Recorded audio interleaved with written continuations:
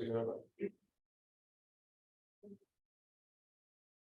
Bom dia a todos, bom dia a todas.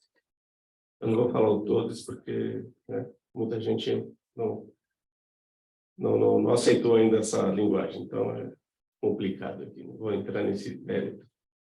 Quero agradecer mais uma vez a presença das meninas, da MAB, as doutoras, que sempre contribuem e enriquecem cada vez mais com temas importantes para o setor de tecnologia e para todas as outras empresas, não é só limitado à tecnologia, mas elas fizeram questão de fazer aqui um desenho, todo um material exclusivo para a área de tecnologia e vai poder tirar as dúvidas de quem está de forma virtual e de quem está aqui presencial.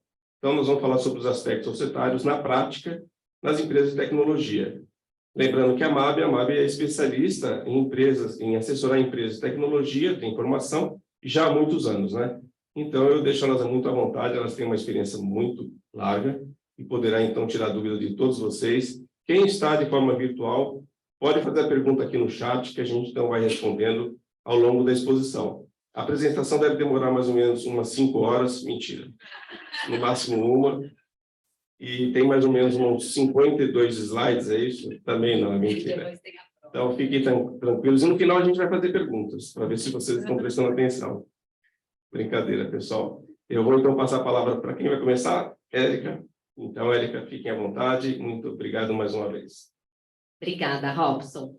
Vamos lá, pessoal. Bom dia. Nós vamos falar sobre aspectos societários na prática para a empresa de tecnologia. E nós vamos trazer aqui também algumas questões tributárias e principalmente sobre LGPD, que a Martina vai falar um pouco também, que ela é especialista na área, tá? Eu vou tentar...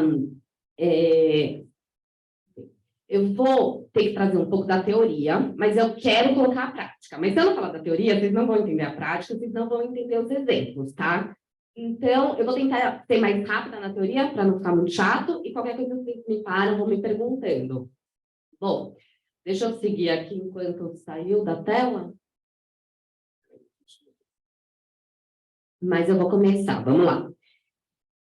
Direito empresarial e direito societário, tá? As pessoas confundem e acham que é a mesma coisa, tá? Não é. Direito empresarial é muito mais abrangente. Então, vamos pensar assim, que no direito empresarial, dentro, você tem contratos empresariais, você tem propriedade intelectual, então você tem marcas, tem patentes.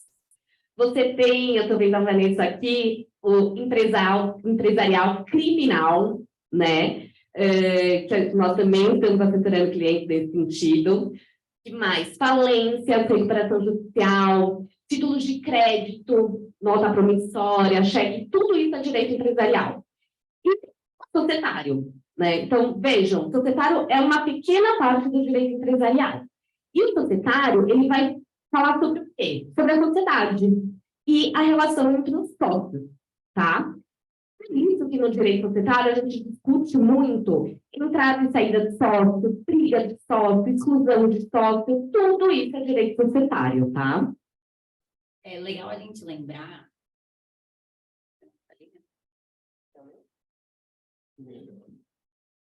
É legal a gente lembrar que o direito societário, ele parece ser algo muito técnico.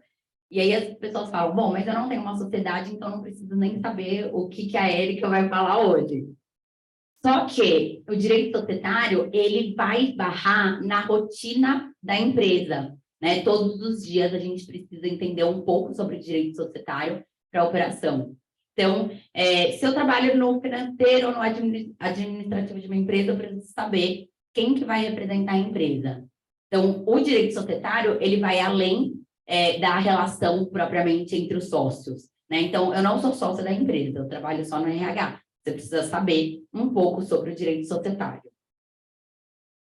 Exato. E principalmente os impactos que tem fiscais e contábeis, né? Eu sempre falo para os nossos clientes que o societário tem que andar junto com o tributário, que, por sua vez, tem que andar junto com a contabilidade.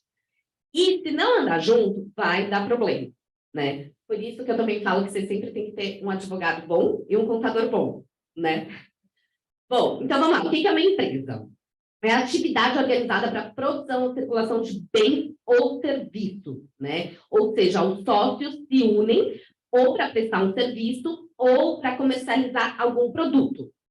E partilhar entre si os resultados. Afinal de contas, o fim da empresa é o lucro. Mas também, se tiver prejuízo, também vai dividir o prejuízo, ok? Deixa eu... Bom, legislação básica, rapidamente, só para a gente ter noção onde a gente está aqui no direito, né? No direito societário. Constituição Federal, por óbvio. Constituição Federal, inclusive, ela prevê que ninguém é obrigado a associar-se ou manter-se associado a ninguém. Aí já está o princípio fundamental que é assim, se você quiser sair da sociedade, você pode sair da sociedade. Você notifica os outros sócios e sai da sociedade, tá? Claro que daí tem vários trâmites, valuation da empresa, enfim. Código Civil. O Código Civil vai ser a partir ali do artigo 900 e pouco. Ele vai falar muito sobre a sociedade limitada, que é a que mais a gente vai tratar aqui, principalmente porque a maioria dos nossos clientes são empresas de tecnologia e são sociedades limitadas. Lei de registro público das empresas mercantis. Todo mundo esquece dessa lei na hora de trabalhar com societário. Mesmo assim, contador, essa palestra não é só para advogados ou para empresas de tecnologia. É também para paralegais, contadores, RH das empresas, porque muitas vezes acaba caindo no seu colo registrar documentos societários, né? E resolver todas essas burocracias da empresa. E a resposta, às vezes, não está no Código Civil, ela está na Lei de Registro Público das Empresas Mercantis, tá? Ali vai estar descrito exatamente o que precisa apresentar na junta comercial, quais são as exigências, requisitos, enfim, para o registro da sua empresa.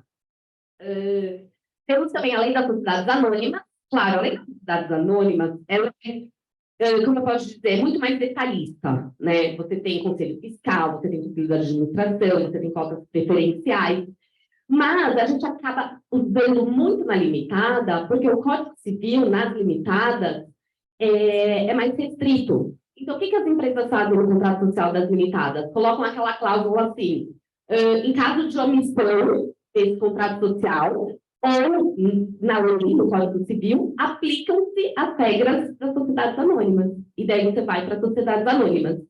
É a tal da regência supletiva. E daí nós temos os manuais do DREI, tá? Que eu brinco que é assim, é um desenho, né? Ele explica exatamente o que se precisa fazer para registrar um documento na junta. Então, você tem o manual do DREI da limitada, você tem o manual do DREI da SA, você tinha da Eireli, quando existia a Eireli. Então, tudo isso está nesses manuais. Só para complementar, os clientes sempre falam, né? Mas por que eu tenho que seguir todas essas regras? Por causa disso, porque a gente tem todas essas legislações e por isso que a gente precisa respeitar, né? Vou constituir uma empresa, o que eu preciso fazer? A gente precisa ler o que a gente pode e o que não tiver expresso na legislação, aí a gente pode prever. Exato. Bom, órgãos responsáveis pelas empresas, né? Então, qual órgão nós temos que olhar quando a gente está falando de direito societário, quando nós estamos falando de empresa? E aqui eu estou falando de sociedade empresária, né? O que significa isso? Atividade de prestação de serviços e comercialização de produtos. Por quê? Porque a sociedade simples, que é aquela sociedade intelectual, ela não é empresária. Por exemplo, a sociedade como a MAB Advogados, né? Ou consultório de médicos, por exemplo. São sociedades simples registradas no cartório de pessoa jurídica e que, por sua vez, não são atividades empresárias, portanto, elas não são registradas nas juntas comerciais e também não aplica-se aquela lei de registros públicos mercantis. Tem uma lei própria para registro no cartório. O principal órgão de fiscalização e supervisão das juntas comerciais é o DREI, que é o Departamento Nacional de Registro Empresarial. Ele tem competência federal, é um órgão do Ministério da Economia, tá? E ele vai, então, orientar e fiscalizar as juntas comerciais de cada estado, tá? As juntas comerciais de cada estado, por sua vez, o que elas vão fazer? Vão registrar os documentos societários das empresas, de acordo com as orientações do DREI, E vão também, por exemplo, registrar tradutores públicos, leilões, todas essas pessoas que têm fé pública e que, de alguma forma, vão precisar prestar um serviço para a sociedade, tá? E escrituração também de livros das empresas. Por exemplo, sociedades anônimas, tem livros de registro de ações, livros de transferência de ações, todos esses livros são registrados na junta. Agora são digitais. Antes da pandemia, você andava com aqueles livros gigantes, parecia uma batalha naval para você preencher aquilo, e você ia lá com o carrinho, sabe aquele carrinho de feira, aquele de processo, pessoal do contencioso, para registrar esses livros na junta, mas agora é tudo digital. Eu tenho certeza que vocês vão falar, gente, mas por que a Érica está falando tudo isso? Porque se você vai constituir uma empresa, fazer uma alteração de contrato social de uma empresa, fazer qualquer coisa relacionada a uma empresa, e você não observa as regras previstas, você pode ter um problema, né? A gente vê muitos clientes que começam, vou constituir uma empresa, mas eu não tenho dinheiro para investir. Eu vou lá no contador, o contador fala, relaxa, fica tranquilo, que eu tenho um modelão aqui padrão na internet e a gente vai constituir a sua empresa. Às vezes você tem problemas futuros que você não consegue expandir a sua empresa, você não consegue prever certas situações que vão te trazer um benefício ou limitar a sua responsabilidade, porque você resolveu começar sem esse investimento, né? Tá, bom, tá terminando a parte teórica, tá? Então, vamos lá, ó. Por exemplo, as principais inscrições de uma empresa. Então, aqui não é só para o advogado. Às vezes tem clientes que vão no escritório, empresários, enfim, e eu pergunto se ele tem uma determinada inscrição e não sabe. Ah, não sabe, eu preciso checar com o meu RH, eu preciso checar com o meu comercial, mas é algo que você precisa saber. Eu falo, não adianta você ter todo o know-how, ser um super cara de tecnologia, se você não sabe também o seu negócio, se você não tem a mínima noção do jurídico, da contabilidade, você tem que saber de tudo. Por isso que é importante também essa palestra que a gente acaba dando para vários clientes nossos, né? E saber até para que cada inscrição, por exemplo, existe, para você saber se você precisa dela ou não, né? Bom, então, a primeira inscrição é o NIR. Esse é o número de registro na junta comercial, tá? O NIR, ele pode mudar da empresa, depende se você é uma sociedade limitada ou se você é uma sociedade anônima, ou mesmo outro tipo societário. Então, por exemplo, se é uma sociedade limitada e você vai ser transformada em anônima ou vice-versa, o NIR muda. Eu acho que limitada começa com 35, SA daí já começa com outro número, tá? CNPJ, ao contrário, ele vai com a empresa desde quando ela é constituída até o final, não muda. Por isso que é o principal cadastro nacional da pessoa jurídica do Ministério da Economia, porque ainda tem gente que coloca MF, né? Da empresa, porque não importa se vai mudar o tipo societário, continua sendo. Inclusive, é importante, por quê? Por conta de todos os direitos e obrigações que essa empresa vai criando ao longo do caminho, né? Então, acompanha no CNPJ. Inscrição estadual, que é só para as empresas que têm comercialização de produtos, né? Inscrição municipal, prestadores de serviços, seja pessoa física ou pessoa jurídica. FGTS e INSS também é obrigatório. E as licenças de funcionamento, os alvarás, que depende muito da sua atividade, tá? Bom, vamos lá. Aqui eu vou trazer o checklist do contrato social, algumas cláusulas que são importantes a gente falar, e vou começar a dar exemplos práticos. Então, quando você vai conhecer uma empresa, você vai abrir uma empresa, a primeira pergunta que se faz é: quem são os sócios dessa empresa, né? Os sócios podem ser pessoa física ou pessoa jurídica, tá? Esse é o primeiro ponto. E podem ser também brasileiros ou residentes no exterior. Se forem residentes no exterior, tem que ter aquele procurador no Brasil com poderes para receber verificação. É uma instrução normativa da Receita, que é uma exigência, né? Porque senão você mora lá fora, no estrangeiro, e se tiver algum problema aqui na empresa, quem que vai responder pela empresa, né? Então, tem que ter esse procurador no Brasil. E essa sociedade, ela pode ter um ou mais só. Bom, vamos lá. É meio bizarro, né? Você vai falar sociedade e tem um sócio só. Já não faz muito sentido. Por isso que existe aquela EIRELI, lembra? Empresa Individual de Responsabilidade Limitada? A Ireli, ela foi criada na época, inclusive, quando não podia ter um sócio só, e daí aquelas pessoas colocavam um sócio minoritário, que era o tal do laranja. Daí, esse Porque sócio... ainda tem muita gente que tem sócio laranja, porque não sabe Muito. tudo. Muito. E aí as pessoas não sabem o tamanho do problema, porque a pessoa às vezes pode ser responsável por dívidas de uma empresa que ela nunca atuou, às vezes a pessoa morreu, você precisa fazer inventário dessas cotas, né? Aí você fala, tá, mas não era dela. Era dela, estava no papel, ela não assinou como sócio. Então, é importante as pessoas saberem dessa possibilidade que você pode transformar a sua sociedade limitada com 2 sócios para uma sociedade unipessoal. Se a gente faz hoje muito ainda isso no escritório, quando chega o cliente e você vai fazer a auditoria societária da empresa, e daí você vê, né, que tem alguém ali que tem uma cota, tem 0,1%, e daí você pergunta por quê? Daí a pessoa fala, é minha sogra, né? O empresário fala, é minha sogra, porque precisa ter mais um sócio. Não, não precisa mais, tá? Mas, voltando, daí tinha a Ireli, que era a empresa individual de responsabilidade limitada.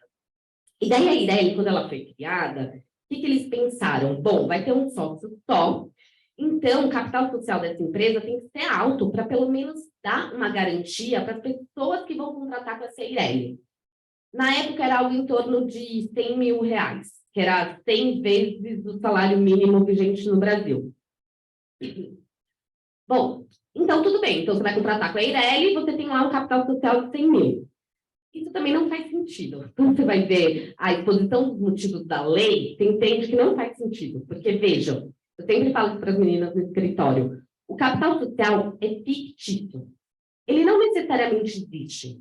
Ele está ali na conta do balanço patrimonial da empresa, 100 mil reais, tudo direitinho no contrato social, mas não significa que existe 100 mil reais na conta da empresa, tá? E por quê? O capital social é o investimento inicial dos sócios na sociedade. Então, queremos abrir uma empresa de tecnologia. Veja, eu não preciso de muito, eu preciso de notebook. Não preciso nem alugar um imóvel, vai ser home office, minha casa, eu preciso do notebook. Então, tá, 2, 3 notebooks, 3 pessoas, vamos começar com 10 mil reais? Não tem um capital social mínimo, um capital social máximo. Vamos começar com 10 mil reais, tá? 2 sócios, então 50% cada um. Cada um coloca metade do valor do capital social. É legal a gente pontuar que quando diz colocar, não precisa depositar esse dinheiro, por exemplo, na conta da sociedade, né? Você pode comprar de bens para começar a atividade e você não precisa integralizar na hora, né? Exato, porque o capital social, ele sempre vai ser escrito em moeda corrente nacional. São 10 mil reais, 100 mil reais.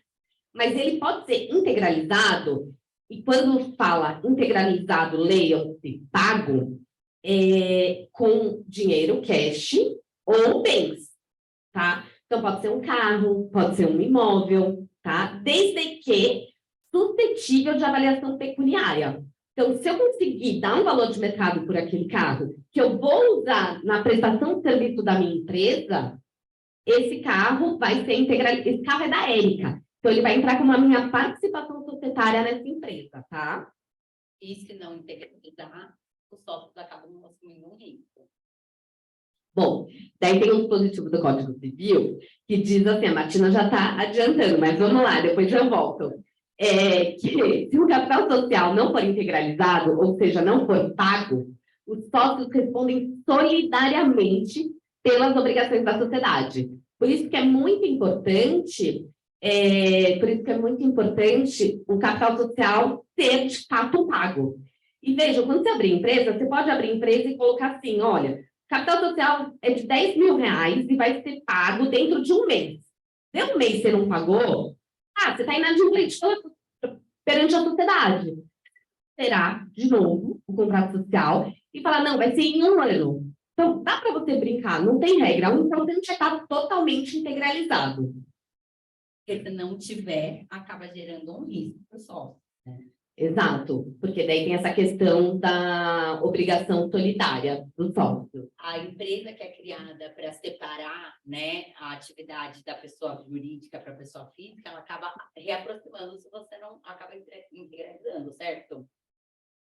certo, porque daí você está falando no seguinte, os sócios, eles respondem de forma limitada, né? Porque senão eu vou prestar um serviço no meu CPF. Não, eu vou abrir uma empresa, vou ter um CNPJ e vou, então, ser responsável pela empresa. Se, por algum motivo, houver uma confusão patrimonial, a tal da consideração da personalidade jurídica, daí o que acontece? O sócio pode vir a responder com seus bens pessoais. Então tá, então voltando para a Eireli. Daí a Eireli, em 2019, veio a Lei da Liberdade Econômica, e falaram, gente, não faz sentido isso da Eireli, o capital social mínimo de 100 mil, vamos criar uma sociedade limitada com uma pessoa, que é a sociedade limitada unipessoal. Daí resolveu o problema, porque a sociedade limitada unipessoal, ela não tem exigência de um capital social mínimo, tá? Aplicam-se as mesmas regras da sociedade limitada, e vambora, entenderam? Não tem capital social mínimo, não tem nenhuma exigência, e agora as pessoas fazem exatamente isso. Não precisa mais colocar sogra, não precisa colocar mais ninguém dessa sociedade. Bom, o próximo item é a denominação social da empresa. Então, vamos lá. Por exemplo, uma empresa de tecnologia. Qual vai ser o nome dela? Primeiro, vocês têm que pensar assim. No final, tem que ter o tipo societário dela. Então, limitada ou abreviação, LTDA, tá? Antes disso, tem que ter também qual é a atividade dela. Você tem que olhar para aquele nome e saber o que ela faz. Então, se é uma empresa de tecnologia, ela pode ter no nome tecnologia, ela pode ter software, ela pode ter informática, né? E mais algum nome que seja inventado, né? Para dar a diferença com outras empresas.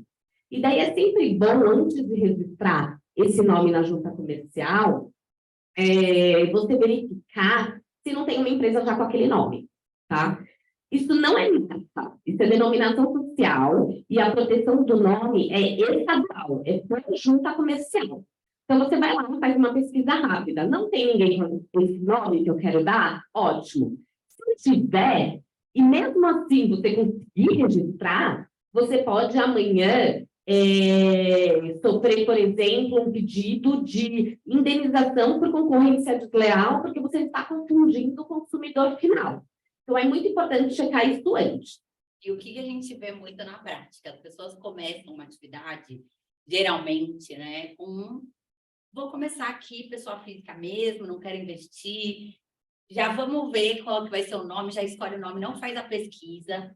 Bom, o negócio está dando certo, então eu vou constituir uma empresa, vai lá no computador, pega o modelão, padrão, né, constitui a empresa e pede o registro. Só que ela não passou por todas essas etapas, não conferiu se já existe outra empresa. E muitas vezes ela precisa mudar o nome da empresa porque ela não fez toda essa conferência, né? Às vezes ela já está conhecida no mercado. Isso. A gente teve um cliente que teve que mudar a fachada, teve que mudar o nome, teve que mudar tudo, porque ele simplesmente abriu a empresa dele, abriu uma loja e colocou lá na fachada o nome que ele tinha gostado. Mas ele falou assim, doutora, é o meu nome.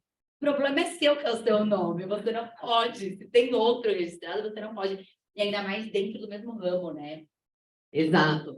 Daí a gente entra até num assunto sobre a marca, que é o registro no NPI. Você pode proteger sua marca pela classe, né? Então, assim, na área de tecnologia, você vai procurar no NPI qual é a classe de tecnologia e registrar aquele nome naquela classe. Ou seja, uma outra pessoa pode vender hambúrguer com a mesma marca que eu? Pode. Perante o NPI, pode. Só não pode quando é aquelas marcas de alto renome que tem a Coca-Cola. Você não vai fazer a Coca-Cola informática, né? Não pode. Porque tá? Você vai usar já uma marca conhecida para se promover. Bom, o próximo item do contrato social, que daí você também tem que pensar, claro, é a sede de filiais. Então, onde vai ser localizada essa empresa, tá? Pós-pandemia agora, a gente tem muitos coworkings, né? Tem a tal da sede virtual, né? Precisa ter um endereço oficial para você receber citação, né? Para você ser encontrado, porém não precisa ter um escritório, pode ser o seu home office, entenderam? Só para complementar, eu acho que esse checklist de contrato social, mas eu acho que é legal usar como base também quando a gente vai fazer uma alteração de contrato social. pegar o checklist e bater. Bom, na minha alteração, eu estou com todos os sócios, a denominação social está lá, o endereço está certo, porque tem muita gente que muda de endereço e não atualiza. Até porque você precisa pagar para fazer o registro da alteração de contrato social, fazer a atualização de todas as inscrições. Então, tem gente que fala, vamos mudar, depois a gente vê isso, e aí começa a receber um monte de correspondência, batendo no endereço antigo, ninguém está recebendo, ou alguém está recebendo e não está te repassando, né? Você está sendo citado para alguma ação, para alguma coisa, você está ignorando. Então, é importante que você faça esse checklist, não só numa constituição de uma empresa, mas quando você for fazer alguma alteração de contrato social. Atualizar sempre aquelas instruções que eu falei no começo, sempre mantenha atualizado, porque se o seu endereço não estiver atualizado perante a junta e perante os órgãos públicos, não vai ter como te encontrar. E daí você vai ser citado num processo, vão entregar para o porteiro, a gente já teve muitos casos assim, e você acaba sendo réu porque você não tomou conhecimento daquele processo. Bom, objeto social. O objeto social é muito importante, eu vou até passar um pouco para chegar nele, porque o objeto social é exatamente a atividade que você desenvolve, né? E isso, o que você escrever no contrato social vai ter impactos diretos, tributários e contábeis, tá? Então, vamos lá. Objeto social, serviços de tecnologia. Se você é prestador de serviço, obrigatoriamente, você tendo pessoa física ou pessoa jurídica, você precisa ser cadastrada no município, porque você vai pagar ISS, certo? Então, você vai emitir as notas fiscais, você precisa ter ali o cadastro. Sabe quando você faz a compra e venda de um imóvel e que sempre tem aquela cláusula que você tem que apresentar todas as certidões judiciais, administrativas, em nome dos vendedores, compradores do imóvel, enfim? Muitas vezes as pessoas perguntam isso. Falam, mas certidão do município, no meu CPF, como que eu vou, né, conseguir isso? Se em algum momento você foi um prestador de serviço, pessoa física, você tem que ter essa certidão, você tem que ter esse cadastro na prefeitura, tá? Bom, daí seguindo. Então, o objeto social, por exemplo, serviços de tecnologia. Você precisa identificar na classificação nacional de atividades econômicas qual que é o seu código. Porque é esse código que, por sua vez, vai refletir no município para emitir a nota fiscal e dar o devido enquadramento tributário. Tá? Então, por exemplo, eu coloquei até um exemplo aqui, ó. Eu coloquei aqui no IBGE, né? É o IBGE que você pesquisa os KNAIs. Tecnologia. Olha tudo que apareceu de KNAI. Consultoria em tecnologia da informação, manutenção em tecnologia da informação, segurança em tecnologia da informação, suporte técnico, transferência de tecnologia. Então, assim, são muitos detalhes. E isso tem que ser feito por um advogado tributarista, um advogado societário e, de novo, um bom contador. Né? E sabe o que é legal? Na prática, essa questão do KNAI da atividade, a gente, ela esbarra também em contratos, ela esbarra em toda a atividade da empresa. Por exemplo, a gente tem bastante clientes de tecnologia. Todos os contratos são contratos de prestação de serviço? Não, e isso pode mudar. Né? Então, a gente recebe demanda de um cliente que está alocando um profissional numa empresa. A gente recebe uma demanda que o cliente está revendendo um software. Aí ele vai fazer a revenda. Ele está licenciando o uso, ele está sublicenciando, depende. E tudo isso vai depender também para a sua tributação. Né? Então, posso fazer um contrato com o meu cliente de prestação de serviço? Depende. Qual que são os seus KNAIs? Né? Qual que é o objeto social da sua empresa? O que você está fazendo? Você está prestando serviço, não é? Você está sublicenciando e prestando um serviço de suporte. Então, tudo isso, ele vai interligando. Por isso que, lá no início, o contrato social precisa estar certo. E eu falei do checklist nas alterações, porque a gente fez com o cliente uma auditoria e a gente organizou todos os KNAIs da sede das filiais, né? Ele tinha lá um texto maravilhoso no contrato social, só que confundia, né, as atividades dele. Exato, porque no objeto social você vai colocar prestação de serviços de tecnologia. Daí você pode até explicar um pouco como que funciona e o que você vai fazer, alocações de profissionais, enfim. Mas quando chega isso no órgão público e para o contador, ele tem que interpretar aquele texto para encontrar qual é o KNAI certo. Então, daí vejam, o primeiro KNAI, acho que está pequeno, mas eu vou ler. Ele tem as notas explicativas, tá? Então, ele fala assim, aquele serviço de tecnologia, o primeiro, essa subclasse compreende a análise para determinação das necessidades do cliente ou do mercado potencial e a especificação técnica do sistema quanto à definição das funcionalidades e campo de aplicação. Serviços de assessoria, programas de computador, software. Então, assim, ele praticamente ele detalha tudo que você vai fazer e vai além. Ele fala o que não compreende lá no final do KNAI. Então, esse daqui ele fala, ó, não compreende o desenvolvimento de programas de computador sob encomenda. E daí ele indica o KNAI correto no caso de não compreender aquela atividade. Daí, assim, você vai pensar, nossa, mas eu faço muita coisa. Você vai encontrar vários KNAIs que estão relacionados à sua atividade. Você pode ter mais de um KNAI. Você sempre vai ter um principal e daí o secundário. E daí, quando você for exercer aquela atividade e cobrar por aquilo, cabe ao bom contador saber qual código vai colocar ali na sua nota fiscal, qual código municipal de acordo com o KNAI. Olha como tudo se relaciona, o societário no objeto social, com o KNAI na Receita Federal, com o Código Municipal, com a contabilidade, com o tributário, tá? Bom, daí voltando, então, eu acho que é isso que eu expliquei, né? Você fazer um enquadramento tributário correto implica em problemas legais e fiscais.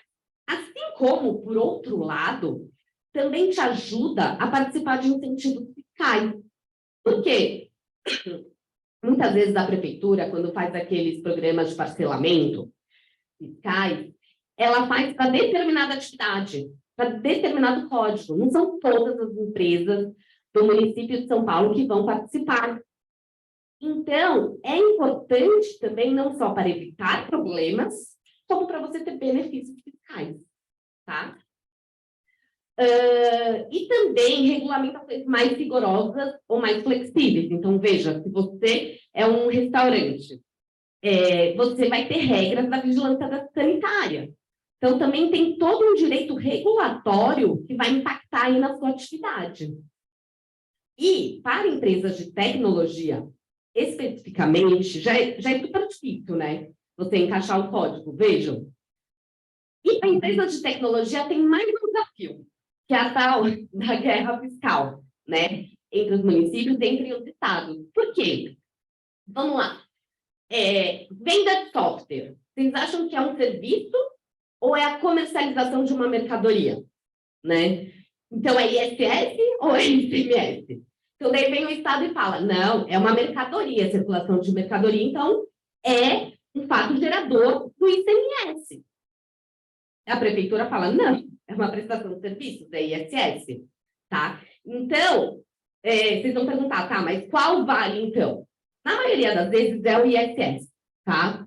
Mas, de fato, tem uma regulamentação que trata que artigos digitais, produtos digitais, tal como o software, aplicativo, chat GPT, inteligência artificial, são produtos eletrônicos, são produtos digitais, portanto, são mercadorias.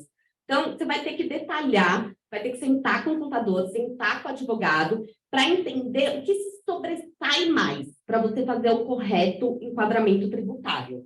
Por isso que o empresário precisa caminhar lado a lado com o advogado tributarista, com o advogado societário, né? E com o contador. Todo mundo precisa ser amigo e andar todo mundo junto para a gente conseguir construir algo que seja mais seguro para as empresas. Porque ter uma empresa no Brasil a gente sabe que não é fácil, né? E daí, já que a gente está falando de tributário, como eu iria falar agora sobre capital social, mas nós já pincelamos lá no começo que o capital social é algo fictício, que é uma conta que, de fato, está no balanço patrimonial, mas não significa que o dinheiro está lá em caixa.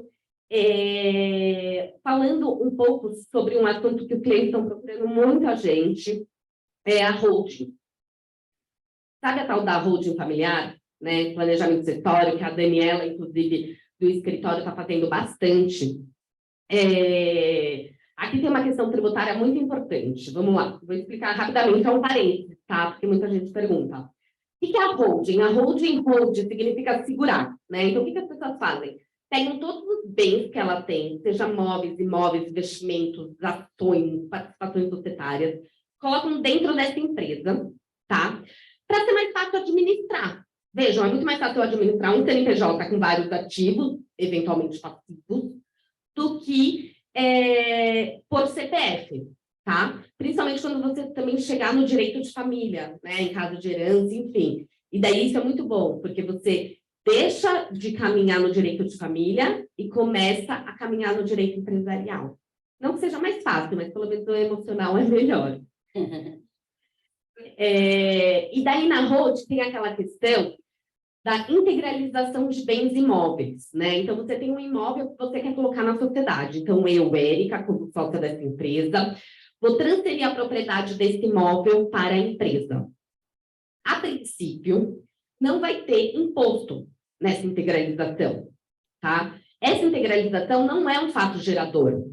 A lei tributária fala isso, e ela vai além, não só integralização, operações societárias, né? As empresas, principalmente de tecnologia, fazem muita operação societária, de fusão, aquisição, incorporação, e nesse meio de caminho, às vezes, transfere a propriedade de algum bem. E quando você transfere a propriedade, não é um fato gerador para incidir de imposto, mas a lei fala que nessas operações societárias, a princípio, não. Por que a princípio? Porque há exceções, porque tudo depende, né? Então, por exemplo, se a empresa tiver como atividade algo relacionado à administração de bens imóveis, se ela tiver como faturamento algo relacionado à atividade de imóveis, a lei já fala que vai ser cobrado o imposto, tá? Também tem uma regrinha agora nova, o fisco está muito em cima disso, né? Porque muita gente está fazendo, sobre o valor desse imóvel, né? Versus o valor do capital social. Então, já estão entendendo que a base de cálculo para esse imposto vai ser a diferença desse valor. Mas aí são muitos detalhes.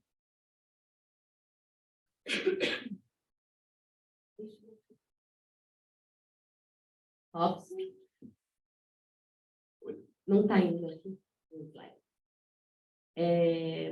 Bom, eu acho que o próximo item eu vou falar capital social, administração. Não, participação de cada sócio nos lucros e nas perdas da sociedade. Tá, isso acho que eu já falei também no começo, né, que quando você investe na sociedade, no capital social, você vai ter sua participação societária. Então, se eu investir 50%, quando essa empresa tiver lucro, eu vou receber 50%, tá? Assim como eu vou ser responsável 50% em caso de prejuízo. E por que que é legal a gente ter esse estudo, né, do contrato social? Que a gente pode prever que os sócios vão receber o lucro de forma desproporcional, ou a gente pode prever também que, por exemplo, eu e a Érica, a gente resolveu se associar, mas a Érica não vai trabalhar. Ela só vai investir. Então, eu vou receber um prolabore, que é o salário pelo trabalho desenvolvido como sócia, e a Érica vai receber lucro. Então, eu recebo prolabore mais lucro, e a Érica só lucro. Então, é importante que a gente entenda essas questões que a gente pode prever, porque naquele modelo padrão vai falar, né, que cada sócio vai receber proporcionalmente. Mas depende da operação. Ou depende, pode ser que agora nós duas começamos a trabalhar. Ah, mas chega, a Érica resolveu que ela não quer mais trabalhar, ela vai ficar com os filhos. Inclusive, a filha dela acha que ela nem trabalha, né? Então, ela resolveu que ela vai cuidar dos filhos. Então, ela vai falar, ó, Martina, não trabalho mais, agora toca aí, problema é seu. Então, a gente pode fazer uma alteração de contrato social prevendo isso. Prevendo que, a partir de agora, eu vou receber um prolabore mais lucro e ela só lucro, né? Agora, pode prever que o sócio não vai receber lucro? Não, por quê? Porque receber lucro é um direito essencial do sócio, né? É aquilo que eu falei. Se você tem uma empresa, claro, tem toda a questão de compliance, ESG, trabalho, labor, mas qual é o fim? É o proveito econômico, é o lucro, né? Então, você não pode tirar o lucro de um sócio. Mas, se estiver previsto no contrato social, a participação desse sócio pode sim ser desproporcional à participação dele, se a maioria dos sócios assim decidirem, tá? Então, pode sim ter essa previsão, e daí você pode ter tanto no contrato social como no acordo de sócio. Por isso que muitas vezes a gente sugere também para os clientes fazer um acordo de sócio, porque o contrato social é o documento que vai para a junta ser registrado, certo? Mas daí, e os detalhes dessa operação? Você não quer que seja público, né? Então, o que você faz? Você faz um acordo de sócio, que é um documento entre a sociedade e os sócios, que vai ficar registrado na sede da sociedade. E o que esse acordo de sócio pode dispor? Por exemplo, estamos criando agora uma empresa de tecnologia, mas é uma startup. E a gente acha que daqui 3 anos vai expandir o negócio, nós vamos criar mais 20 lojas. E nós queremos vender para um potencial investidor, vamos fazer uma rodada de investimento, tá? Nós somos em 5 sócios. Quando chegar daqui 5 anos, será que aqueles 5 sócios, de fato, vão querer vender aquela empresa? Eu estou adorando isso. Eu acho que essa empresa vai valer 20 vezes mais daqui a um ano. Eu não quero vender. Então, o acordo de sócios, ele já pode prever tudo isso para evitar conflitos entre os sócios. Então, vamos prever que, sim, daqui 5 anos, todos os sócios são obrigados a vender a empresa pelo valor, se for oferecido o valor mínimo de X reais, tá? Então... O que não pode vender para fora, né? Você pode prever também que não pode vender para outros sócios que não sejam sócios da sociedade, porque às vezes você não quer abrir para colocar, sei lá, qualquer pessoa que você nunca viu na vida, que vai se associar a você, então você pode prever. Ou prever em caso de morte, que os herdeiros também não vão assumir o posto do sócio, né? Isso, porque na sociedade limitada, a gente considera os sócios, tem aquilo que a gente chama no jurídico de affectio societatis, né? O que é isso? É o afeto. Eu sou sua sócia, por quê? Porque eu acho que você tem potencial, porque eu te admiro profissionalmente, né? Por isso que eu sou sua sócia. Agora, em caso de falecimento, eu não quero ser sócia dos seus herdeiros. Mas tem muito contrato social, principalmente os antigos, a gente pega muito isso no escritório, que está escrito que os herdeiros vão entrar. E daí o empresário fica desesperado, né? Porque ele fala, eu não sei nem quem é esse herdeiro, como que eu vou ter uma sociedade com ele? Ele não vai nem trabalhar aqui, né? Então, por isso que é importante você também prever, seja no contrato social, seja no acordo de sócios, a forma da saída desse sócio, bem como, se ele sair, quanto que ele vai receber? Porque a lei prevê que o valor é de acordo com o balanço patrimonial da empresa, ou seja, a contabilidade. Mas a gente sabe que nem sempre a contabilidade reflete na prática a situação da empresa. Então, como a lei considera o balanço patrimonial, ela considera o valor do patrimônio líquido. O patrimônio líquido, às vezes, não está considerando receitas futuras da empresa, não está considerando potenciais clientes, potencial de crescimento, né? Que nem essas startups agora. Você sabe que tem um potencial de crescimento muito grande, mas ela é um home office, o capital social dela é super baixo, tem 2 notebooks. Não vai valer só aquilo, entendem? Então, por isso é muito importante você fazer aqui a valuation e já deixar no contrato social e no acordo de sócio, em caso de retirada de sócio, compra e venda de empresa, morte, incapacidade do sócio, vai ser feita uma valuation por uma empresa especializada para, de fato, encontrar um valor efetivo do seu negócio. Tá? Bom, falei, já voltei vários assuntos, mas voltando aqui, isso também é importante para a distribuição de lucro. Hoje é dia 27 de abril, nós estamos no prazo final para aprovação das contas, tá? Da sociedade. O que isso significa?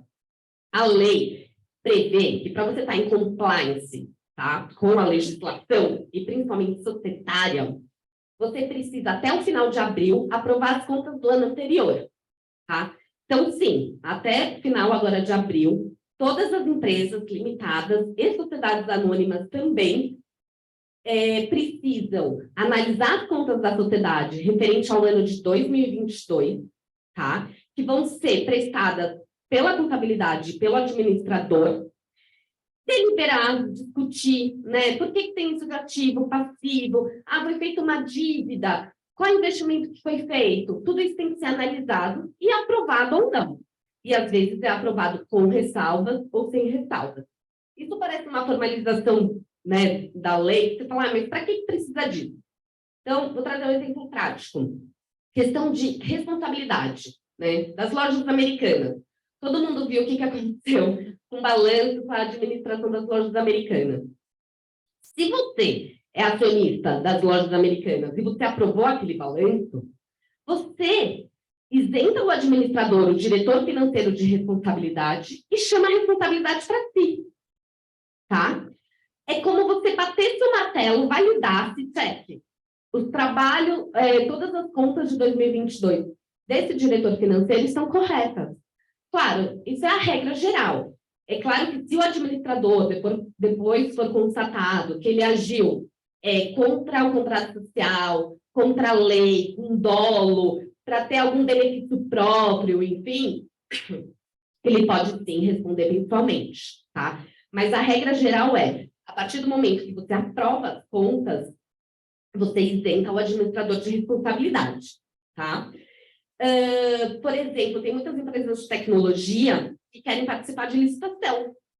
Se você não aprova suas contas anualmente, em ata de reunião de sócios bonitinho, registra na junta comercial, você não vai conseguir participar dessa licitação. Por quê? Porque os órgãos públicos pedem essas aprovações das contas, para saber, de fato, essa empresa está em compliance. Não só essa licitação, né?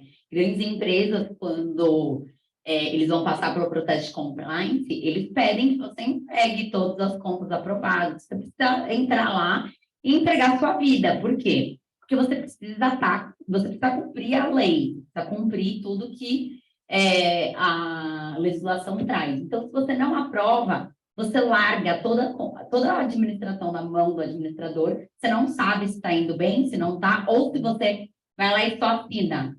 Você não parou, você não questionou, mas por que tem um débito aqui e não tem débito? Né? Você está assumindo a responsabilidade, dando a mão para o administrador que está fazendo coisa errada, vamos supor. Exato. Então, muito importante aprovar as contas, e daí quando eu falo isso para os clientes, eles ficam super assustados, desesperados, falam, nunca aprovei as contas da minha sociedade. Falo, sem problemas, vamos levantar tudo e pode ratificar para trás, né? Então, você passa uma régua, regulariza e fica em compliance com a lei societária, tá? Ainda falando sobre distribuição de lucro, eu gosto sempre de trazer questões tributárias também, para vocês entenderem o impacto e a sinergia dessas áreas. Tem uma instrução da Receita que prevê que, se a empresa tiver uma dívida tributária com a União, ela não pode distribuir lucro para o seu sócio. Tá? E se você distribuir, o administrador é responsabilizado e o sócio também. Tá? E o fisco, cada vez mais, principalmente agora com tecnologia, todo esse cruzamento do sistema, ele está pegando. E as pessoas não sabem disso, né? Inclusive, o nosso tributário agora está fazendo... Eles têm um software que ele compara os sistemas. Ele faz exatamente o que o fisco faz. Então, por exemplo, ele vai pegar a sua escrituração contábil da sua empresa e a declaração de imposto de renda do sócio. E daí vai cruzar, porque tem que bater centavos, tem que bater tudo. Se não bater, já acende ali um red flag que algum problema tem, tá? Então, é muito importante fazer essa auditoria fiscal na empresa antes mesmo de fazer a declaração da empresa, para você ver se tem algum saldo negativo, para você ajustar, porque é tudo muito complicado mesmo, são muitos detalhes. Bom, e daí até falando de responsabilidade do administrador também, por exemplo, nesse caso das lojas americanas, o que acontece muito é, por exemplo, o administrador com conta bloqueada, né, que acaba respondendo pessoalmente pela empresa. E tem muitos administradores agora que não querem ser mais, que eles falam, nossa, todo o patrimônio que eu construí né? Eventualmente pode atingir os meus bens pessoais. Então, o que a gente indica nesse caso? Fazer o seguro de EO, que é o seguro Director e Officers. O que é esse seguro? É um seguro de responsabilidade civil, tá? Então, o administrador, ele fica ali segurado pela seguradora, e se eventualmente ele sofrer um processo, um bloqueio de conta, algum prejuízo, ele vai ser indenizado pela seguradora. E eu vou além, quando é meus clientes, eu também falo para fazer com a empresa uma carta de indenização. Além da seguradora, a empresa te indeniza, né?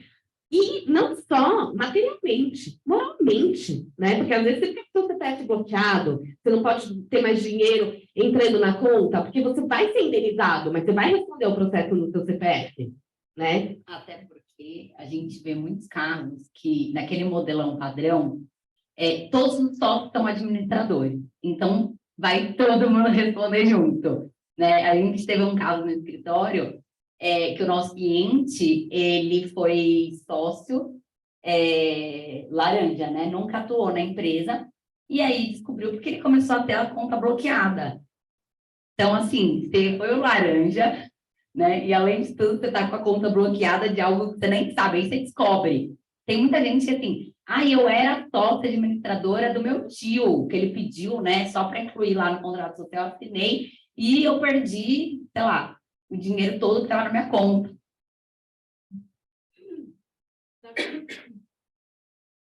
Um ponto bem bacana aqui que eu aprendi, inclusive, com a Érica, minha sócia, em algumas demandas que a gente acaba trabalhando junto, é que, às vezes, existe um apontamento, ou seja, uma certidão negativa que não sai em nome daquela empresa, né, algo está travando, e não necessariamente trata-se de dívida, de tributos não pagos, declarados e não pagos, ou nem declarados, enfim. Então, às vezes, pegando esse gancho, né, os sócios, os administradores entendem que, por a empresa estar saudável financeiramente, não a exime de cumprir obrigações que não são pecuniárias. Então, esse dia 20, final do mês, que existe essa obrigatoriedade dessa declaração, pode sim significar uma pendência de cunho muito importante e comprometedora aí da atividade.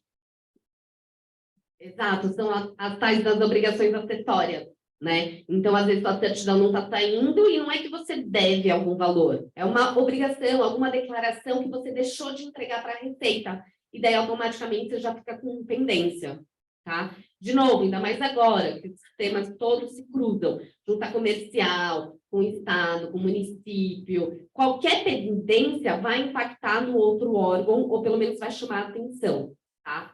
Bom, agora eu vou para um ponto importante, que é a questão da administração das empresas. Então, eu sempre pergunto assim para o empresário, né, o dono da empresa, o sócio, quem que representa a empresa? Você como sócio, você que assina os contratos da empresa? Sim, claro, sou eu, sou o dono, sou o sócio da empresa, sou eu que vou assinar, sou eu que vou vender os imóveis, sou eu que vou contratar a agência de marketing X do escritório de advocacia, enfim. E daí, quando eu falo que esse documento é inválido e que essa assinatura não tem validade nenhuma, eles ficam assustados, porque eles falam, mas como assim? Eu sou o dono da empresa, eu não assino pela empresa? Não.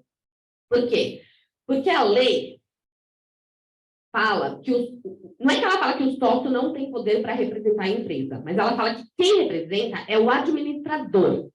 Mas o administrador, por sua vez, é nomeado pelo sócio, tá? Então, por que isso? Imagina uma sociedade com 10 sócios. Os 10 sócios podem fazer o que quiser, né? Vou contratar, um sócio vai contratar o escritório de advocacia X, o outro sócio vai contratar o escritório de advocacia Y. Ou eu vou contratar, saindo contratando empréstimo, sem avisar o outro sócio, né? Então, a sociedade, a pessoa jurídica, ela tem que ter uma representação válida. E qual é essa representação válida? É esse administrador nomeado pelo sócio, tá? Daí surge uma outra questão. Como que você vai, o sócio, fiscalizar esse administrador? Porque ali também é o seu negócio. Esse administrador, ele pode ser sócio da sociedade, mas ele pode também ser um não sócio. Normalmente é não sócio, você contrata um terceiro, que tem experiência para ser diretor financeiro, para ser diretor de RH, enfim, para representar a sociedade. Então, você, no direito societário, você tem como colocar algumas cláusulas para você fiscalizar e limitar a gestão desse administrador, tá? Então, como? Por exemplo, são as cláusulas restritivas. Ao invés de você ter um administrador, até porque ele pode ficar doente, pode tirar férias, e daí você não quer travar a operação da empresa, você pode ter 2, 3 administradores, não tem limite, tá? E pode colocar no contrato social que para determinados atos acima de 100 mil reais, por exemplo, precisa obrigatoriamente da assinatura de 2 administradores, tá?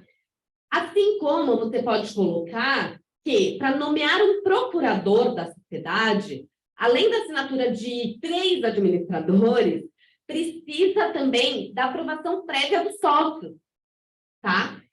E daí a gente entra no seguinte ponto. Os jurídicos das empresas, normalmente, eles analisam o contrato, revisam, negociam, fica lindo. Mas na hora de assinar, ó, a bola já está aí, com o comercial. Já fiz minha parte. Só que o mais importante, esse final, essa validação, as pessoas esquecem de fazer, que é a identificação, né? Que nada mais é que você vê que o signatário daquele documento, de fato, tinha poderes para tanto. Ah, mas eu entrei no CNPJ ali na Receita, no QSA, que é o quadro de sócios e administradores, e vi que aquela pessoa é administrador. Tá bom, mas você viu se por acaso no contrato social não tem alguma restrição que para assinar esse contrato precisaria da aprovação prévia do sócio? Não vi. Esse documento não tem validade? Não. Inclusive, a gente tem um cliente que a gente acompanha os contratos até o final. Eles mandam o contrato assinado para a gente devolve. Quem que assinou? Ah, foi um procurador. Manda a procuração.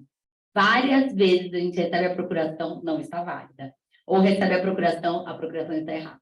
Ou recebe a procuração, só que na data que ele assinou o contrato, ele não tinha essa procuração ainda, e não estava retroagindo. Então, assim, a gente precisa pegar uns detalhes. Aí o pessoal, né, principalmente os comercial da empresa, pensa, nossa, que saco essas MABs, né? Meu Deus, eu mando, ela sempre briga. Sim, a gente briga, sabe por quê? Porque se você tiver algum problema lá na frente, você já vai ter um documento nulo, né? Então, mandou para a gente, falta assinatura. Quem assinou? Vamos conferir. Mandou o contrato social? Mandou, mas o contrato social estava desatualizado. A gente puxou na junta comercial o atualizado e agora tem uma regra diferente, né? E por que é importante a gente conseguir jogar com essas cláusulas, com essas questões de representação? Porque no modelo padrão, com certeza vai ter. O administrador pode assinar qualquer coisa, né? Mas dependendo da nossa atividade, é importante que para contratos superiores a, sei lá, 1 milhão, que haja assinatura conjunta, né? Ou para comprar imóveis, para investir, enfim, que você tenha essa assinatura conjunta, até para que a gente tenha mais segurança na operação, né? Então, é importante todo mundo entender a cláusula sobre a administração. Então, quem administra, ou às vezes, naquele modelo padrão, é muito comum. Todo mundo é administrador, né? Todos os sócios são administradores, e todo mundo tem que assinar em conjunto. Gente, você vai travar a operação, né? Pensando na atividade de tecnologia, tem um monte de cliente que está viajando toda hora, né? A gente tem um cliente de tecnologia que atende a rede hoteleira. Ele está viajando toda hora. Como agora, com a assinatura eletrônica, ela vai facilitar. Mas existem muitos órgãos que ainda não aceitam. Então, você tem que ir lá, assinatura física. Você vai coletar a assinatura de todo mundo, todas as vezes que tiver que assinar alguma coisa, né? E no banco, que o banco realmente, eu acho que é pior que cartório, né? O banco ainda pede reconhecimento de firma, né? Ainda que seja com certificado digital. E a Junta Comercial de São Paulo, por exemplo, esses dias eu tentei registrar uma alteração de contrato social assinada pelo DocSigning, e ela é clara, né, que vale forma eletrônica, desde que você consiga comprovar a autenticidade e tudo mais, que pelas políticas do DocSigning estão previstas lá que existem. Enfim, eu não consegui, eu tentei 3 vezes, não consegui. No final, sabe o que eu fiz? Eu falei, eu não vou assinar certificado digital. O paralegal já falava assim, não, pega a assinatura à mão de todo mundo, reconhece a firma. Eu falei, não, ele tem que aceitar o DocuSign. Daí o que eu fiz? Eu fiz uma declaração como advogada, onde eu declarava, né, para todos os fins civis, criminais, enfim, que aquelas pessoas que estavam assinando pelo DocuSign, de fato, são aquelas pessoas. E daí passou. Foi semana passada isso, lembra? A gente estava comentando. Mas cartório não aceita. O cartório não aceita. Inclusive, eu estava discutindo com uma escrevente, uma amiga minha, essa semana, que ela estava mandando um documento assinado digitalmente por e-mail. Eles falaram, a gente não aceita, você precisa salvar no pendrive e trazer o pendrive aqui. Daí, como a gente trabalha muito como jurídico interno mesmo das empresas, né, principalmente assim, empresarial, contrato, tem um cliente muito lindo, querido, que já aprendeu tudo isso, que a gente já fez um treinamento lá para ele. E na identificação, ali na assinatura, ao invés de vir só aquele rabisco, que você nem sabe quem assinou, como você vai saber, então, se tem poderes para tanto, ele já coloca por, pessoa X, cargo, administrador. Daí, às vezes, você coloca lá, cargo sócio. Gente, você rasga esse documento. É a mesma coisa que você rasgar, não tem validade nenhuma. Então, esse por e esse cargo identifica a pessoa e ele já me manda o contrato social das partes, para eu ver ali nas cláusulas se tem alguma restrição, se eu tenho que pedir autorização prévia dos sócios, tá? Banco, normalmente, nem precisa ter isso no contrato social. Banco, você vai contratar um empréstimo, você vai ser avalista, enfim, as empresas já pedem a assinatura dos administradores e também dos sócios. Então, eles nem analisam, sabe, o contrato social, já pede a assinatura de todo mundo, tá? Daí, ainda falando sobre procuração, como a gente tem muitos clientes... Peraí. Aqui. Como a gente tem clientes estrangeiros, multinacionais, olha como são muitos detalhes. Às vezes, a procuração vem de fora. Principalmente, teve uma alteração societária nova, que agora o administrador da empresa, que representa a empresa, pode ser residente no exterior. Antes, obrigatoriamente, você tinha que ser residente no Brasil, né? E daí, quando você registrava o ato na junta, você tinha que juntar o comprovante de residência desse administrador. Enfim, agora que pode ser no exterior, ele normalmente nomeia um procurador no Brasil. Só que esse documento foi assinado nos Estados Unidos. Essa procuração foi assinada nos Estados Unidos. E, ó, tentem fazer uma comparação, porque isso não serve só para procuração, serve para qualquer documento que vem do exterior. Chega aqui um documento em inglês do exterior. Esse documento tem validade no Brasil? Claro que não, né? Você precisa seguir um monte de formalidades, tá? E quais são essas formalidades, então, que eu sempre ensino esses clientes, principalmente essas multinacionais, e o jurídico e o comercial, principalmente, que são aquelas pessoas que recebem os contratos assinados junto com a procuração. Como que você vai checar isso? Tem duas formas. A forma mais arcaica, digamos assim, é a notarização e a consolarização, tá? Então, lá fora, então, digamos, né, Rússia. Na Rússia, você precisa consularizar e notarizar o documento para ele ter validade no Brasil. Então, a pessoa vai no cartório, reconhece a firma dela. Um documento lá em russo mesmo, tá? Daí, depois, ela reconhece a firma dela lá. Isso chama notarização. Daí, depois, ela vai no consulado do Brasil na Rússia, para o consulado do Brasil validar que, de fato, aquele notário que reconheceu a firma daquela pessoa, de fato, tem fé pública. Isso se chama consularização. Então, você fez a notarização e a consularização, que nada mais é do que reconhecimento da firma do reconhecimento da firma, você manda para o Brasil. Quando chega no Brasil, você tem que fazer a tradução juramentada. Lembra que eu falei que a junta comercial registra os tradutores públicos que têm fé pública? Você tem que ir atrás de um tradutor público da Rússia, né, que fala russo, para fazer, então, a certificação desse documento, tá? Isso costuma ser caro. Feito isso, depois da tradução, onde o tradutor vai falar, olha, de fato, esse texto aqui em russo corresponde a essa tradução em português que eu fiz, você vai registrar essa procuração no CDT, que é o Cartório de Documentos. Daí, sim, já tem validade no Brasil. Mas tem na junta? Não. Você precisa registrar esse documento na junta também, tá? Daí, para simplificar, tem a Convenção de Haia. A Convenção de Haia, o Brasil é signatário desde 2015. É para facilitar toda essa burocracia. Então, os países que são signatários da Convenção de Haia, você desencana dessa notarização e dessa consularização e faz só a apostila de Haia. Tá? Então, quando chega no Brasil, no exterior facilita, né? Porque quando chega no Brasil, você continua tendo que fazer a tradução juramentada, o registro no cartório e o registro na junta.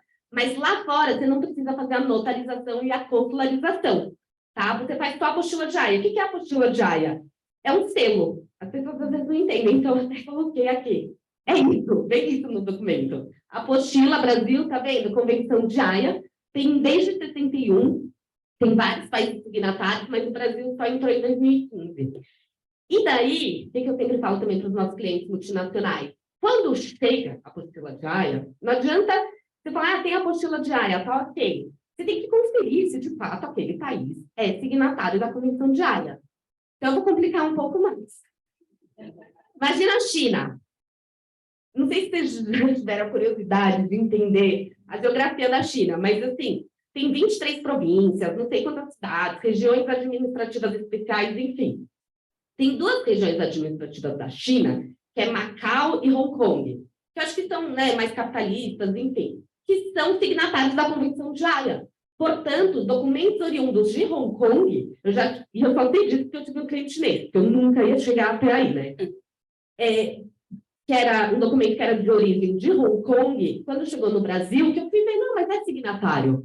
Mas aí você vai ver, a China em si não é. Não é. Só Hong Kong e Xangai, tá? No site, tá bem claro ali quais são os países. É fácil de consultar. Mas você tem que consultar, entendeu?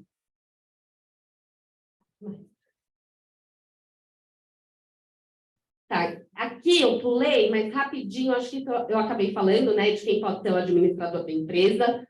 Pessoa física ou pessoa jurídica? Vocês imaginam uma pessoa jurídica representando uma outra pessoa jurídica e assinando? Não, não pode, só pessoa física, tá? Pode ser brasileiro ou pode ser um estrangeiro, tá? Mas o estrangeiro precisa ter o RNE no Brasil, precisa ter CPF, precisa ser uma pessoa, né, no Brasil.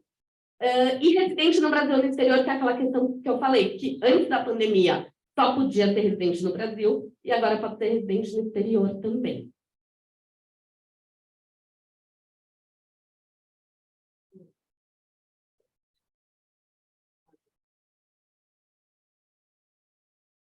Eu estou vendo aqui, porque tem algumas coisas que a gente já acaba falando. Eu não vou repetir.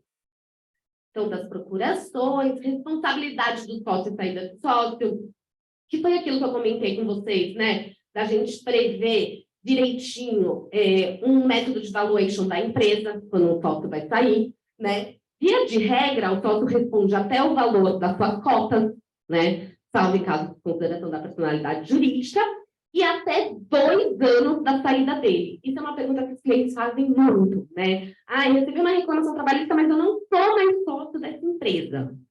Tá. Primeira pergunta que a gente faz é, quando você saiu dessa empresa? Né? Por quê? Porque a sua responsabilidade vai até 2 anos depois que você saiu. Ah, então eu saí, mesmo estando na empresa, se acontecer alguma coisa, eu sou responsável? Não. É até 2 anos, mas desde que o fato gerador daquela demanda, daquela reclamação trabalhista, seja da época que você era sócio. Né? Acho que isso é claro. E daí uma última questão também, que a gente faz muito em M&A, compra e venda de empresas, é a questão das dívidas antigas para novos sócios. Então, eu vou comprar uma sociedade, vou fazer uma auditoria, vou puxar todas as certidões judiciais, administrativas dessa empresa, para verificar o que tem de dívida e o que tem de processo, além do valuation, para eu saber quanto que eu vou oferecer naquela empresa. Daí, você descobre que tem dívidas, tem processo. Eu vou entrar na sociedade agora, eu vou assumir essas dívidas? Vai. Ah, mas não tem. Não, não tem. A lei é bem clara sobre isso. Não, e às vezes o cliente até fala assim, nossa, doutora, mas eu vou pedir tudo isso de documento. Vai, claro que vai, porque às vezes não tem um processo, mas às vezes tem um empréstimo que você precisa saber, né? Às vezes tem um parcelamento, mas será que não é chato? É chato, mas você vai precisar saber, porque muita gente compra empresa sem olhar qual que está a situação da empresa. Não, mas ele me garantiu que estava tudo redondinho, que dava lucro. Aí, quando você começa a trabalhar na empresa, você fala, meu Deus do céu, estou enganada. Posso fazer alguma coisa? Não.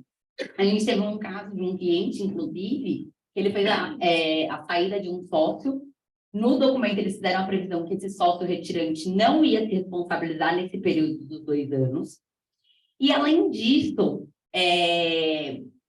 familiares desse sócio retirante trabalharam na empresa e eles ingressaram com reclamações trabalhistas, das quais a empresa teve que assumir sozinha, né? Então, o sócio que ficou, ele pagou para o sócio sair e ficou com prejuízo, né? Por isso que entender o que a gente pode fazer, o que a gente não pode fazer, talvez lá na Constituição do contrato social, ou pegar agora, vamos sentar e vamos ver como está o contrato social da nossa empresa, é importante para a gente entender o que a gente pode prever, né? Bom, a gente vai prever que se sair, eu vou pagar para a Érica, mas eu vou pagar parcelado, afinal de contas, a gente acabou de adquirir aqui uma dívida, né? Porque pelo contrato social ele pode dizer, ó, vai me pagar o valuation, tá tudo ótimo, ou, por exemplo, 2 vezes o valor do capital social, né? E aí, a princípio, eu vou ter que pagar à vista. E aí, o que eu faço? Eu não estou com dinheiro em caixa, a gente acabou de investir. A Érica sabe disso, que ela quer ficar lá com a filha dela, cuidando dos filhos em casa. Eu não tenho como pagar. Então, a gente pode prever que, em caso de saída, vai ser negociado, que a gente não vai judicializar, né? Que a gente vai tentar manter uma negociação extrajudicial num prazo X. Ah, vamos para a mediação? Depende. Vamos para a arbitragem? Depende. Porque às vezes é caro, né? E alguns clientes usando, às vezes, também não gostam muito, né, do sistema de arbitragem. Então, é bom a gente entender a questão de responsabilidade, o que a gente pode limitar, o que a gente não pode.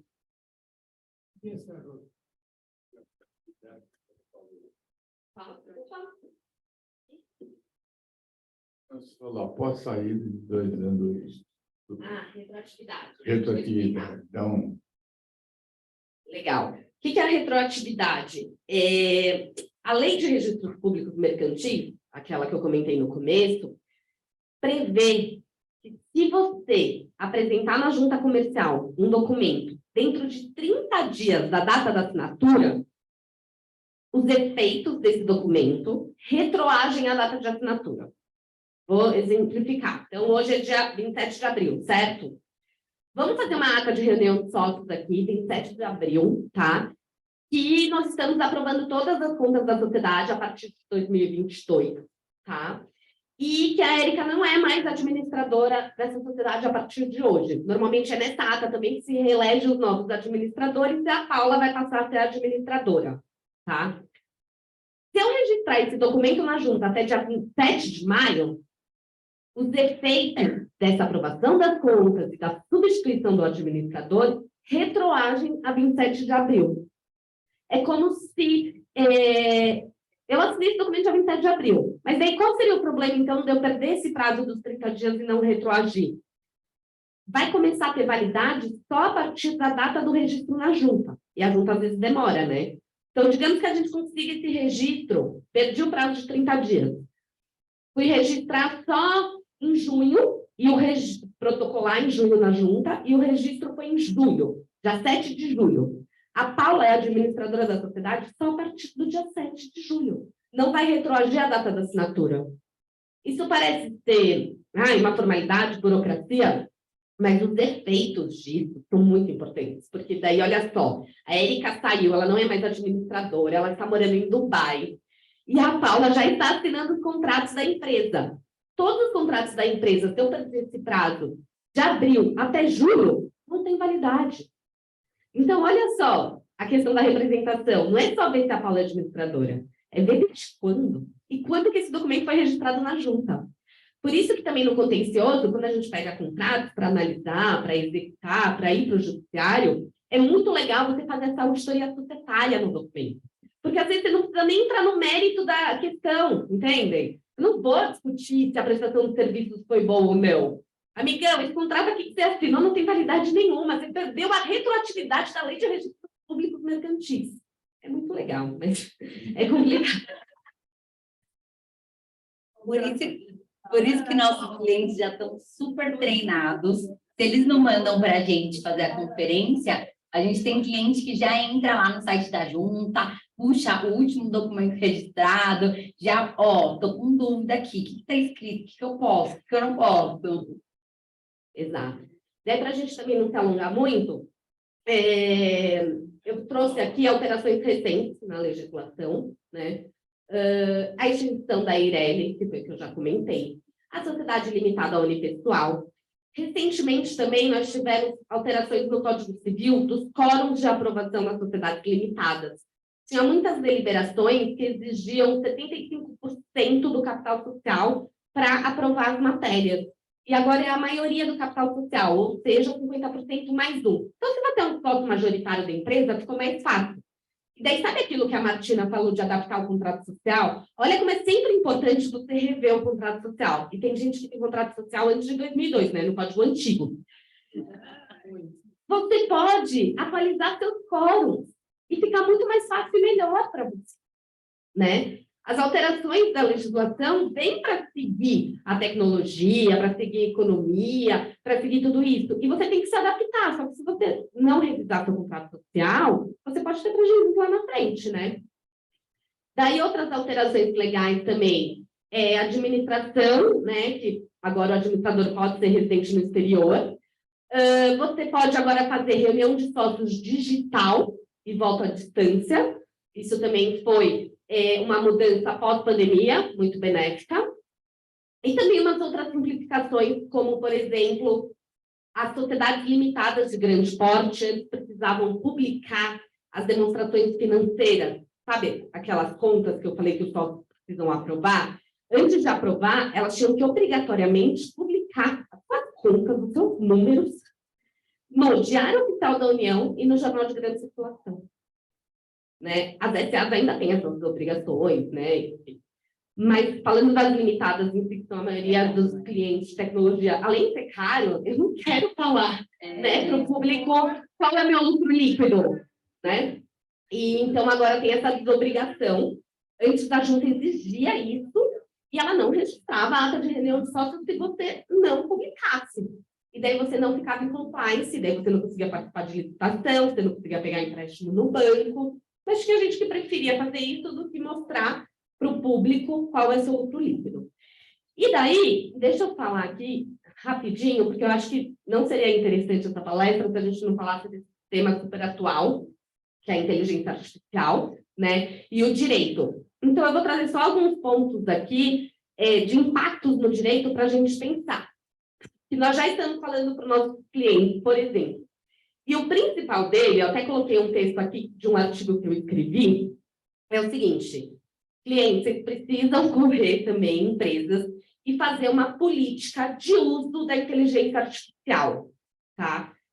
Assim como tem as políticas de LGPD, políticas ambientais, você precisa fazer agora uma política dos termos de uso, Marta, para os seus sócios, seus colaboradores, seus empregados. Então, assim, vejam, não é limitar, né? Mas é você colocar regras. Por quê? Esses sistemas, eles se alimentam com as informações que o usuário coloca. Então, aí você pode falar informações confidenciais da empresa, né? Você pode ter dados pessoais e sensíveis. Então, você pode ir contra a LGPD, né? Então, o ideal tanto com relação a redes sociais como inteligência artificial, especialmente o ChatGPT, é colocar essa política de uso para você, por exemplo, colocar uma restrição a incluir informações confidenciais da empresa, a incluir informações financeiras da empresa, nomes de clientes da empresa, ou mesmo de um colaborador, né? Então, tem que ter essa política. Você quer falar alguma coisa sobre isso? Não sei, você está coçando aí. Não. Vocês viram que hoje eu me comportei, eu fiquei bem quieta, né? Porque quando eu tô com a Dani aqui, eu não deixo ela falar. Dessa vez eu falei, vou ficar bem quietinha e vou deixar o microfone na mão da Érica, que deu um show, né, em direito societário, óbvio. Gente, agora falando sobre inteligência artificial, eu acho que é legal a gente levantar alguns pontos, porque logo que lançou, as pessoas saíram correndo para utilizar E aí, as primeiras conversas que eu tive, eu falei, gente, vamos pensar o que isso esbarra dentro do direito e o que a gente pode fazer para se adequar? Porque novas tecnologias chegam para, graças a Deus, otimizar a nossa rotina, né, e agilizar todos os processos que a gente, se a gente for lembrar anos atrás, como a gente procurava modelos de peças, enquanto estava a barriga no balcão lá do fora, ficava lá, copiando. Depois a gente acabou tendo a câmera, todo escritório tinha um monte de câmera fotográfica para a gente ir para o fórum lá ficar tirando foto. Bom, então a gente tem que usar tudo isso para a gente evoluir. A área de tecnologia já deve estar usando inteligência artificial há anos na nossa frente, né? A gente que é advogado, a gente espera ver se é o seguro ou não. E aí, o que a gente já viu nesse começo com o ChatGPT? Ele precisou de 5 dias para conseguir milhares de usuários cadastrados, né? Que foi uma diferença enorme comparado com Instagram, Facebook, LinkedIn, YouTube, tudo. Então, a gente já viu que as pessoas estão usando. Nós, dentro da empresa, vamos proibir o uso? Não, a gente vai só regular para dizer o que pode e o que não pode. E o sócio pode usar? Como pode? Então, a gente pode prever algo no contrato social, no acordo de sócios? A gente deve, né? Na prestação de serviço. Eu até levantei esse ponto com a Daniela, da área trabalhista. Nós podemos, o empregado, ele pode usar o ChatGPT para prestar o serviço dele?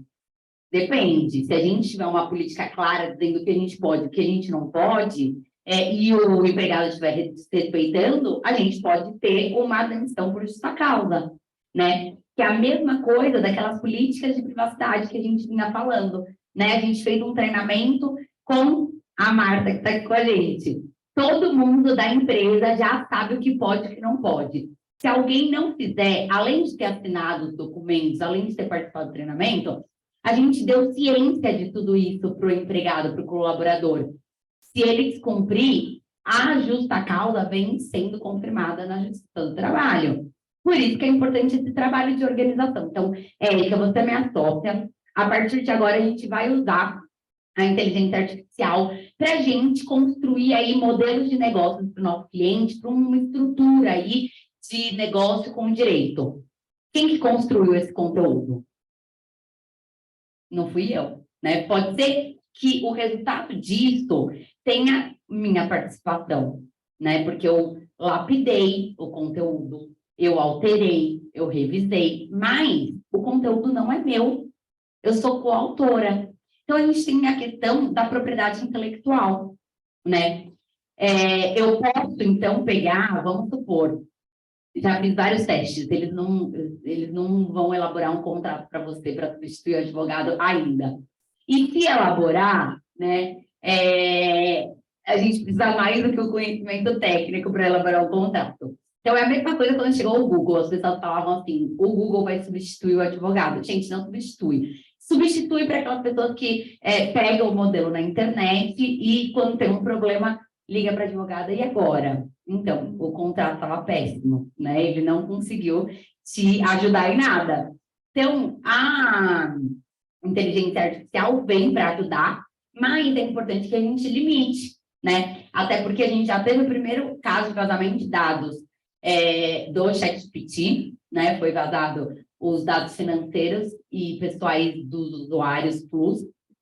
Na Itália, já teve uma recomendação de proibição de utilização, porque existe uma questão aí sobre o uso dos dados.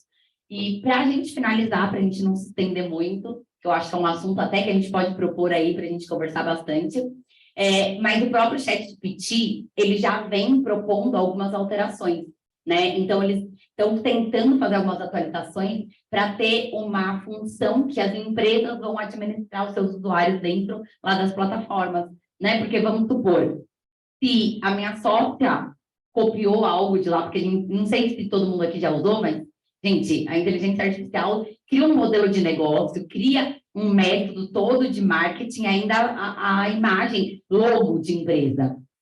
Eu posso usar? Depende. Pelo ChatGPT, nos termos e condições de uso, ele fala que te cede o direito de uso. O direito de uso, mas você pode ir lá pegar esse logo, esse modelo de negócio e registrar como se fosse seu. Né? E se você registrar, quais são as consequências disso?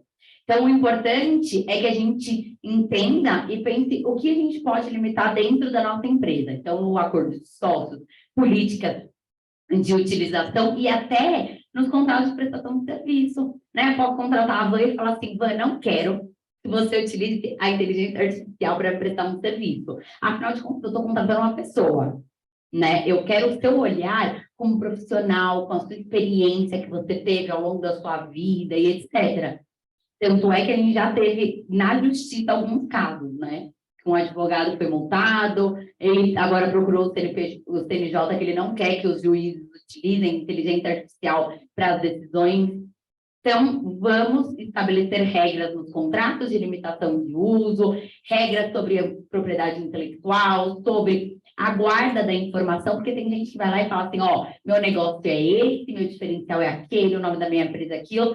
O chat está recebendo tudo aquilo. E pelos termos e condições de uso, ele fala o seguinte, eu posso usar isso depois, que você está me entregando. Então, tudo que você está entregando para ele, ele pode usar para o que ele quiser, né? E eu fiz uns testes esses dias. É muito bom mesmo, ajuda. Mas, assim, vou dar um exemplo bem prático. Eu coloquei lá acordo de sócios, né? Eu revisei. Eu diria que 90% das informações estavam corretas. Portanto, me ajudou. Porém, tinha os 10% ali que estavam erradas e que é da minha responsabilidade como advogada, né? Então, vejam, ajuda, porém, com limitações, né? É aquela questão, a gente não pode antropomorfizar a máquina. A máquina não tem emoção, a máquina não tem ética, mas a gente tem que também acompanhar a evolução para conseguir extrair os benefícios, por exemplo, o tempo, né? Que essa ferramenta está trazendo para a gente. Acho que é isso, né?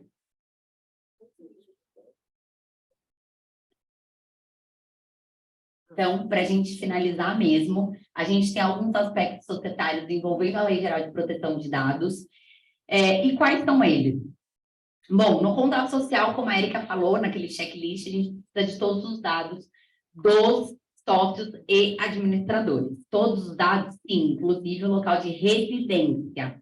Porque a gente vê em vários casos, sede comercial em tal lugar, mais do manual do DREI diz que precisa da residência. Bom, a gente sabe que na Junta Comercial de São Paulo é um dos locais mais fáceis da gente puxar documento societário. Você não precisa fazer cadastro, você não precisa pagar nada, você vai lá e baixa qualquer informação. As meninas do contencioso, uma época até ensinei isso. Eu preciso dos dados, quem é sócio, quem não é sócio. Ensinei, gente, é muito fácil. Bom, eu vou abrir uma empresa, então meus dados, eu sou obrigada a entregar meus dados, porque agora a gente está nessa era do eu não sou obrigado, né? Não quero entregar meus dados. Eu tenho vários amigos que me mandam mensagem, eu sou obrigada a entregar esses dados aqui para essa farmácia? Eu não quero entregar meus dados. Então, a gente foi estudar e a gente entende que sim, que você é obrigado a entregar os seus dados. A lei vem para dizer que os dados serão tratados, as empresas, as pessoas vão utilizar dados, só que a única diferença é que a gente tem que trabalhar esses dados de forma transparente e tem que ter uma justificativa legal. Então, dentro da lei, ela traz uma justificativa, né? A junta comercial precisa manter o direito à informação, etc. Então, a gente precisa manter todos os dados dos sócios lá na junta comercial. Isso isenta a responsabilidade da junta? Não. A junta precisa implementar, a gente ainda não viu muitas coisas, mas precisa implementar coisas que protejam os dados, que tragam um inventário de dados, quem está acessando, quantas vezes e etc.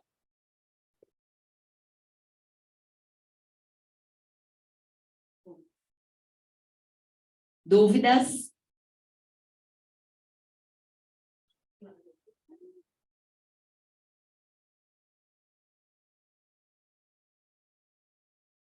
Acho que é isso. Dúvidas, falei dos pontos importantes tributários. Então, tá bom. Obrigada.